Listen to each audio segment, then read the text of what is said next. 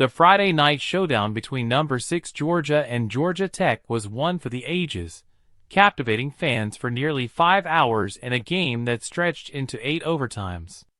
Kicking off at 7:30 p.m. Eastern Time, the rivalry matchup of clean, old-fashioned hate didn't conclude until midnight, with Georgia narrowly emerging victorious, 44-42.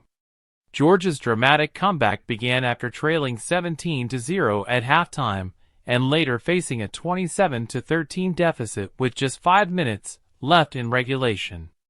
A controversial forced fumble recovery helped the Bulldogs extend the game into overtime.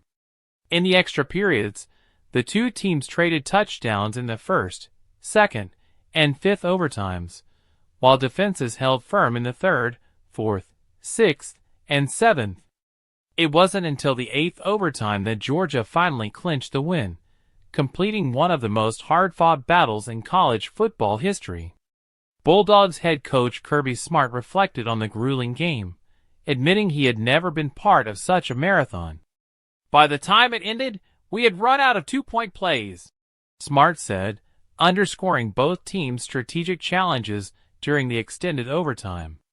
Georgia Tech's head coach, Brent Key, echoed similar sentiments, crediting his team's resilience while lamenting the close defeat. This epic battle narrowly missed tying the record for the longest game in college football history, which remains the 9-overtime clash between Illinois and Penn State on October 23, 2021. That game ended in a 20-18 Illinois victory. However, Georgia's win over Georgia Tech firmly secured its place in history as the second-longest game ever. The NCAA's recent rule changes regarding overtime were on full display. Under the revised format, teams began trading two-point conversion attempts starting in the third overtime period instead of alternating possessions from the 25-yard line as in earlier overtimes. This change was implemented to expedite game's conclusion and limit player fatigue. Despite these adjustments, Friday night's game proved how grueling and enduring these matchups can still be. Both teams converted their opportunities in the first two overtime periods. The defenses then stiffened, with neither team scoring in the next two rounds.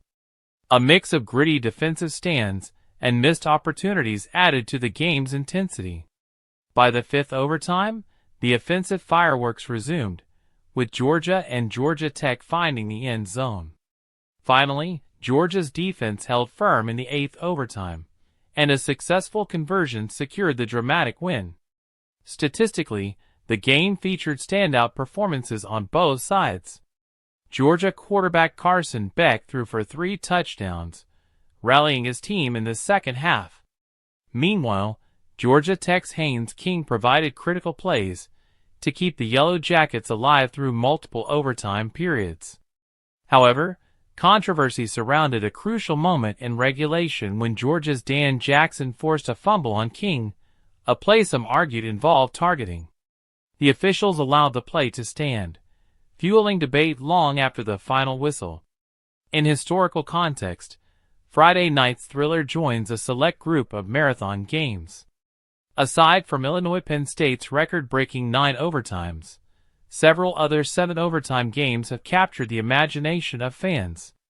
These include Texas A&M 74-72 win over LSU in 2018, Western Michigan's 71-68 victory over Buffalo in 2017, and Arkansas's 71-63 triumph over Kentucky in 2003.